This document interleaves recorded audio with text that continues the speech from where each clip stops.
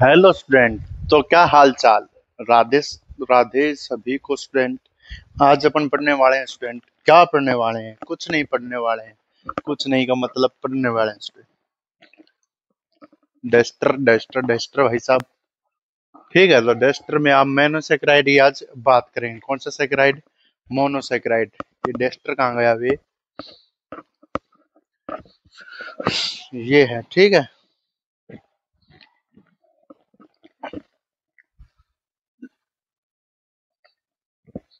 अब देखिए student, monosaccharide अपन कल पढ़ चुके हैं। उसकी अब डिटेल में बात करेंगे। क्रियात्मक समूह के आधार पर मोनोसेकेराइड ये प्रकार। क्रियात्मक समूह के आधार पर क्रियात्मक समूह के आधार पर मोनोसेकेराइड के प्रकार। किसके प्रकार? मोनोसेकेराइड। मोनोसेकेराइड क्रियात्मक समूह के आधार पर स्टूडेंट दो प्रकार का होता है। दो प्रकार का। दो प्रकार, एक ग्लूकोज है, एक फ्रक्टोज है। एक ग्लूकोज है। सामान्य सूत्र लिख देता हूं मैं इसका।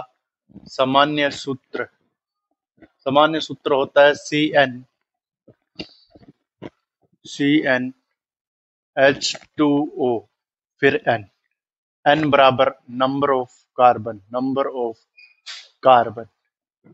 N बराबर आप नंबर ऑफ कार्बन, या इसमें नंबर ऑफ जितने आप कार्बन लेंगे, ठीक है, नंबर ऑफ कार्बन मान सकते हैं। कार्बन ना माने तो आप नंबर मान लीजिए 1 2 3। L बराबर 1 2 3 6, इस प्रकार से, ठीक है।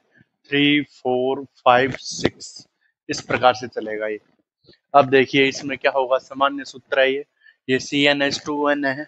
इसमें स्टूडेंट मैं 3 लूं तो C3H, तीन तीन यहाँ पर ले आएगा तो 3 दूनी 6 O3। एक तो ये बनेगा C4H4 लेते हैं 4 दूनी 8 H8O4। इसके बाद में C5 5 दूनी 10 और O5। इसके बाद में C6H12O6। ये होंगे स्टूडेंट, इतने सूत्र बनेंगे, ये बनेंगे। अब मैं बात करूं C3 वाले की। C3 के बारे की बात करूं तो इसमें देखिए स्टूडेंट, C3 में क्या होगा और इनमें क्या होगा। इसमें 4 यूनिट होगी स्टूडेंट। कौन सी 4 यूनिट होगी। सबसे पहले स्टूडेंट देखिए, ग्लिसरेल्डिहाइड को एल्डो ट्राइओच, कीटो ट्राइओच। अब C3 वाले की बात करूं, इसमें 2 यूनिट होगी। CHO ग्रुप भी हो सकता है और कीटोन ग्रुप भी हो सकता है। CHO ग्रुप भी हो सकता है और कीटो ग्रुप भी हो सकता है। इसमें भी CHO हो सकता है और कीटो ग्रुप भी हो सकता है। इसे एल्डो ट्राइओच और कीटो ट्राइओच। मैं सीधी एक एक यूनिट की बात करूंगा। अब देखिए एक एक यूनिट की बात करने वाले हैं अपन। ये उतार लिया। अब यूनिट में देखिए स्टूडेंट, सबसे पहले यूनिट की बात करूं मैं C3H6O6 H6O3। इसकी बात करूं तो स्टूडेंट एक एल्डिहाइड ग्रुप लगा दो, CHOH लगा दो, CHOH लगा दो और CHOH लगा दो। C3O3H6 ये है। तो इसे बोलते हैं अपन एल्डो ट्राइओज। 3 यूनिट है इसलिए एल्डो ट्राइओज बोलते हैं। इसमें मैं क्या करूं स्टूडेंट, CHOH लगा दूं और यहाँ पर C डबल बॉन्ड ग्रुप लगा दूं और यहाँ पर CHOH लगा दूं। इसे क्या बोलते हैं स्टूडेंट? इसे कीटो ट्राइओज, कीटो ट्राइओज। और स्टूडेंट ये देखिए स्टूडेंट, अब जब अपन निर्धारित करते हैं ना तो ग्लिसरेल्डिहाइड को आधार मानकर निर्धारित करते हैं। ये जो ग्रुप है आपके CH2OH यही ग्रुप है। इसको मैं नाम दे देता हूँ, ये है आपके ग्लिसरेल्डिहाइड, ग्लिसरेल्डिहाइड। और इसको ही आधार माना था एमिल ने। एमिल नाम का वैज्ञानिक था। सूत्र के लिए डी तथा एल विन्यास का आधार, विन्यास का आधार। डी तथा एल विन्यास का क्या है? ये आधार है। समझाऊंगा आगे क्या होता है ये। सबसे पहले एल्डो ट्राइओज, ग्लिसरेल्डिहाइड, कीटो ट्राइओज। इसमें स्टूडेंट एग्जांपल दिखा देता हूँ। हाइड्रोक्सी एसीटोन आएगा, ग्लिसरेल्डिहाइड आएगा। एग्जाम्पल है, ठीक है। और इसका एग्जाम्पल है हाइड्रोक्सी एसीटोन।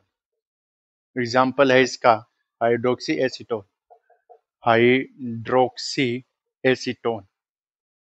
इसके बाद में ये होने के बाद में स्टूडेंट n बराबर 3 4 पर n बराबर मैंने यहाँ पर कितना लिखा है 3, ये उतारी है। इसके बाद में अपन बात करने वाले हैं स्टूडेंट, आसानी से समझ में आ गया होगा, 4 यूनिट की। एल्डो वही रहेगा, कीटो एल्डो, यहाँ पर 4 यूनिट की बात कर रहे हैं। n बराबर यूनिट नंबर 4, तो सूत्र चेंज हो जाएगा, C4 हो जाएगा, H8 हो जाएगा, H4 आ जाएगा। n बराबर 4 आ गया, CH यहाँ पर CHOH या CH2OH बात एक ही है, CH2OH बात एक ही है।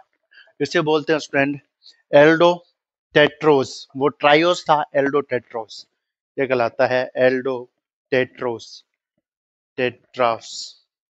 इसे बोलते हैं कीटो टेट्रोस, तो टेट्रोस, टेट्रोस भी कह सकते हैं, टेट्राउस भी कह सकते हैं, टेट्राउस। ठीक है। आप क्या करो, जब भी वोवल दो एक से आ जाए तो उसमें एक वोवल को कम कर दो, ठीक है। तो वोवल हटा दिया, देखो यहाँ पर कीटो टेट्रोस और एल्ड्रो टेट्रोस। इसका एग्जाम्पल मैं बात करूं तो स्टूडेंट, इसका एग्जाम्पल यहाँ पर लिख देता हूँ।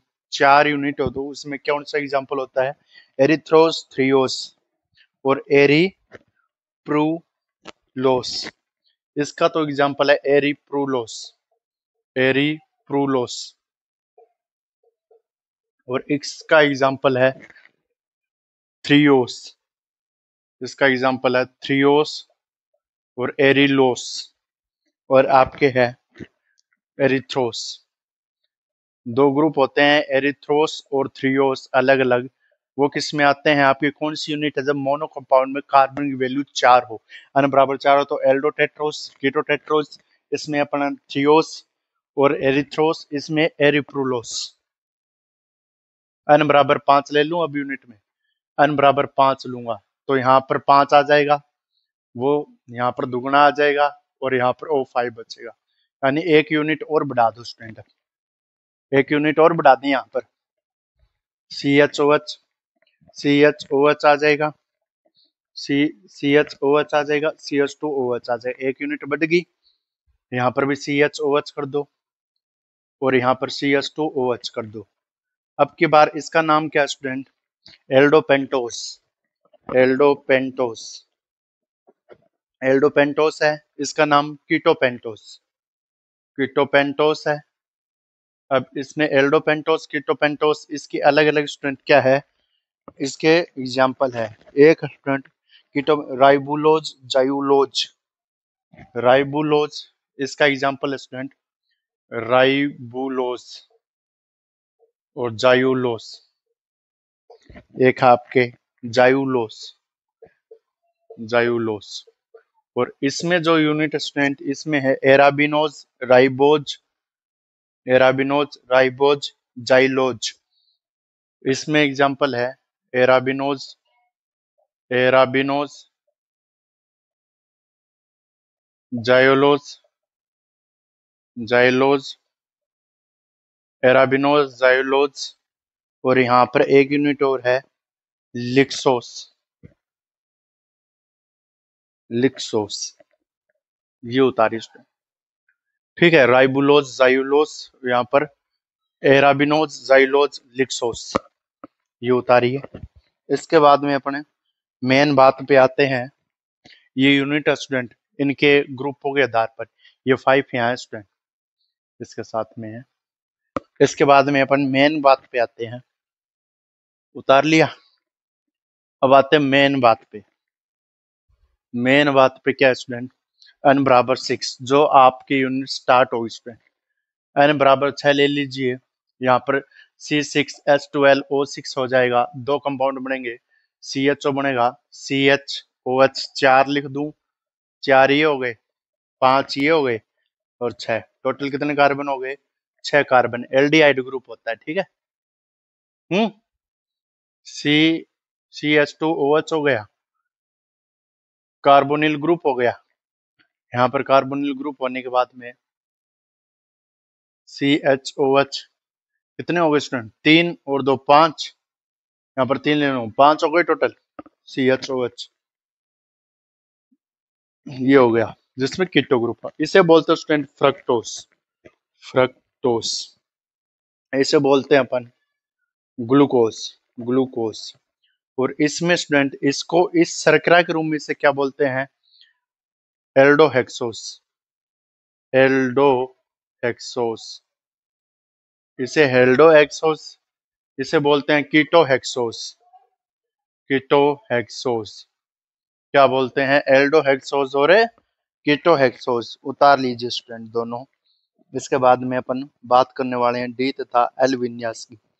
डी तथा एल विन्यास की ये बात करेंगे, डी तथा एल विन्यास की। उतार लिया। एल्डोहेक्सोस और कीटोहेक्सोस एग्जाम्पल है फ्रक्टोस और ग्लूकोज। अब डी तथा एल विन्यास, सबसे इंपॉर्टेंट बात आती है स्टूडेंट, फिशर ने दिया था ये स्टूडेंट, डी तथा एल विन्यास। डी तथा एल विन्यास का निर्धारण, इसे वाम ध्रुवण गुणक और दक्षिण ध्रुवण गुणक बोलते हैं। डी का मतलब होता है वाम ध्रुवण गुणक। वाम ध्रुवण गुणक, डेक्स्ट्रोरोटेटरी। और इसे बोलते हैं, एल का मतलब होता है दक्षिण ध्रुवण गुणक। दक्षिण ध्रुवण गुणक। ओवर समूह की साइटों के आधार पर इसको क्या कर दिया? आपको इसका निर्धारित कर दिया। अपन ग्लिसरॉल्डिहाइड की बात करें, असम्मित कार्बन में कब होगा ये असम्मित कार्बन हो? असम्मित कार्बन यानी असम्मित का मतलब हो स्टूडेंट कार्बन क्या हो? कायरल हो। कायरल मतलब चारों संयोजकताएं अलग अलग हो। जैसे मैं एल्डिहाइड की बात लूं, इसमें ग्लिसरॉल्डिहाइड का एग्जांपल लिया इसने, ये पढ़ा है अपन ने ग्लिसरॉल्डिहाइड। ग्लिसरॉल्डिहाइड,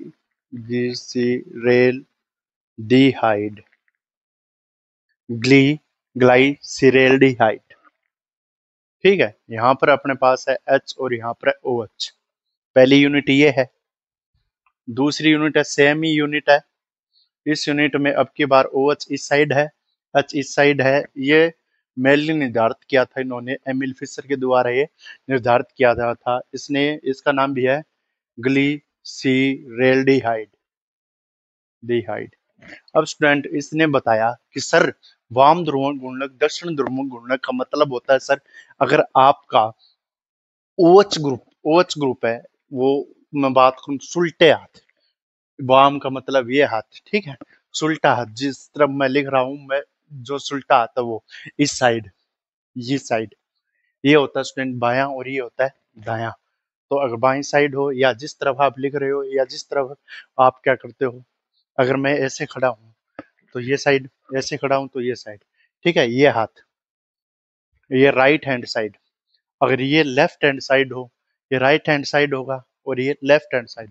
अगर ओवर समूह लेफ्ट हैंड साइड हो, इसमें लेफ्ट हैंड साइड है, इसमें राइट हैंड, इसमें राइट हैंड साइड है, इसमें है लेफ्ट हैंड, इसमें किसमें है लेफ्ट हैंड साइड है। तो इसके आधार पर दिया गया स्टूडेंट वाम ध्रुवण गुणक दक्षिण ध्रुवण गुणक। अगर इस तरफ हो तो इसने बता दिया सर आप डी ग्लिसरॉल्डिहाइड का प्रयोग करें, ठीक है। अगर इस तरफ हो तो सर आप एल ग्लिसरॉल्डिहाइड का प्रयोग करें। एल मतलब सिंबल एल है, ग्लिसरॉल्डिहाइड देखो कार्बन असम्मित है, ये कार्बन है, चारों संयोजकता भिन्न भिन्न है। OH ग्रुप है, CH2 OH है, एल्डिहाइड है, H है। कार्बन क्या है? असम्मित मतलब कायरल कार्बन है। कायरल कार्बन वह कार्बन जिसकी चारों संयोजकताएं भिन्न भिन्न हो, ये उतारी है। इसके बाद में अपन चीरी फाड़ी करते हैं, ठीक है।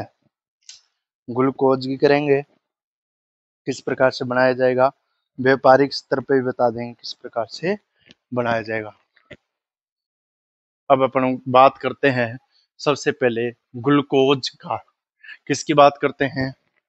ग्लूकोज का कुछ प्रमुख मोनोसेकेराइड, कुछ प्रमुख मोनोसेकेराइड, कुछ प्रमुख मोनोसेकेराइड, इसमें बात करेंगे स्टूडेंट, समझना।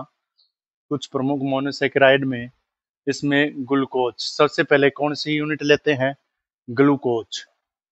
ग्लूकोज को कैसे प्राप्त किया जा सकता है स्टूडेंट? दो है प्राप्त करने की। सबसे पहले अपन क्या लेते हैं? C12H22O11, ये लिया। स्टार्च, ये क्या है? सुक्रोज। सुक्रोज क्या है ये? C12H22O11, ये सुक्रोज है। और ये है C5H10, C6H10O5, ठीक है। और यहाँ पर यूनिट है इसकी N। ये है आपके स्टार्च। क्या है? स्टार्च। इसका अलग सूत्र है क्योंकि मोनोसेकेराइड नहीं है, और इसका अलग है क्योंकि ये क्या है? सुक्रोज है। अब स्टूडेंट ये डाइसेकेराइड है, ठीक, डाइसेकेराइड है।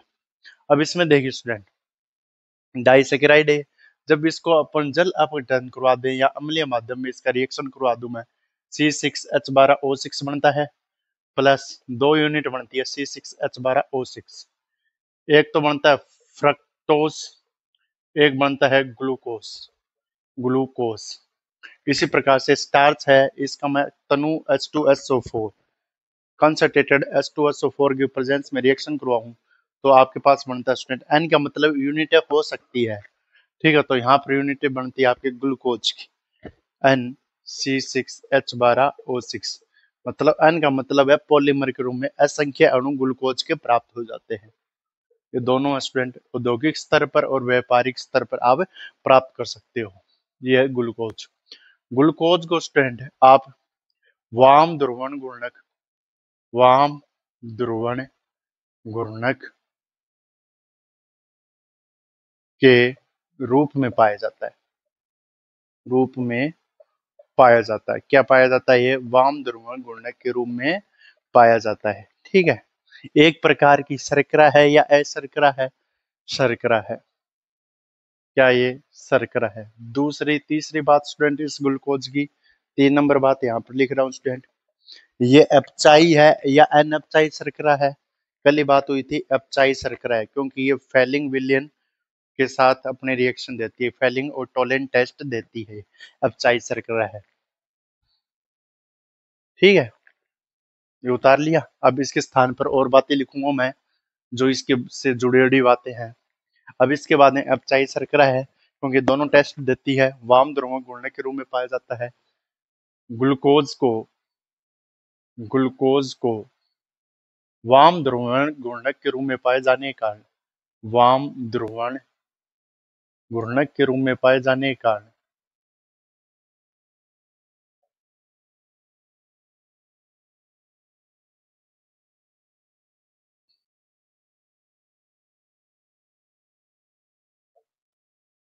डेक्सट्रोस, डेक्सट्रोज भी कहते हैं।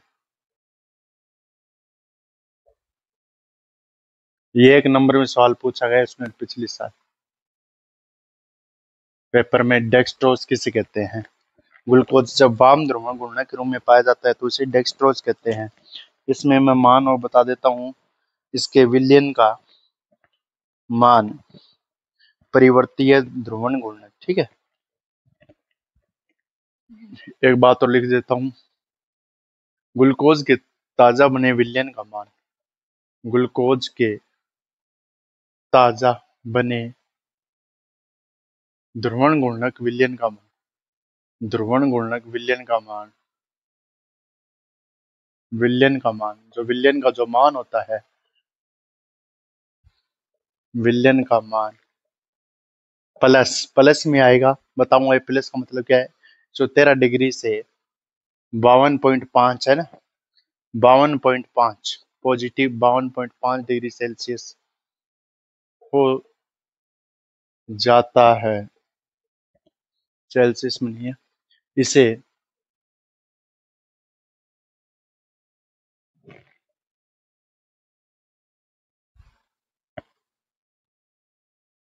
परिवर्ती ध्रुवण घूर्णक, ध्रुवण गुणन कहते हैं।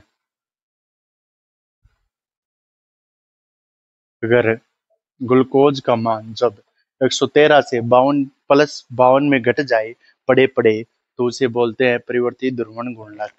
ये और उतार लीजिए, आज ग्लूकोज की केमिस्ट्री पढ़ेंगे।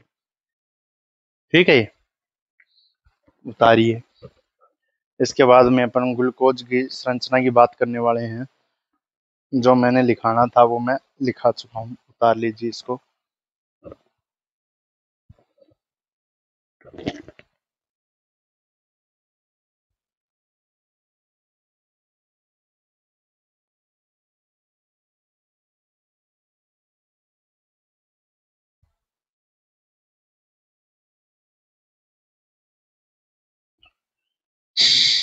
उतारिए स्टूडेंट।